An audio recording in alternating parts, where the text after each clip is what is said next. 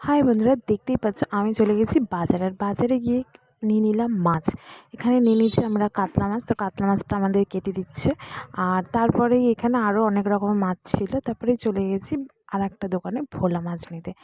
তো এখন ভোলা মাছের দাম দর চলছে, কোনটা নেবে, ভোলা না কি অন্য কিছু। তারপরে ভোলা মাছটাই নিয়েছে, বৌদি মাছগুলো বেছে নিচ্ছে। তারপরে ওখানে মাছ আমরা কেটে নেবো বলেছি, তাই জন্য দাদা মাছগুলো একটু কেটে দিচ্ছে।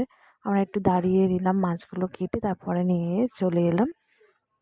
তারপরে আবার এই ভাইয়ের কাছে চলে গেছি, গিয়ে রুই মাছ নিয়েছি। তখন নিয়েছিলাম কাতলা মাছ, আর এখন নিয়ে নিলাম রুই মাছ।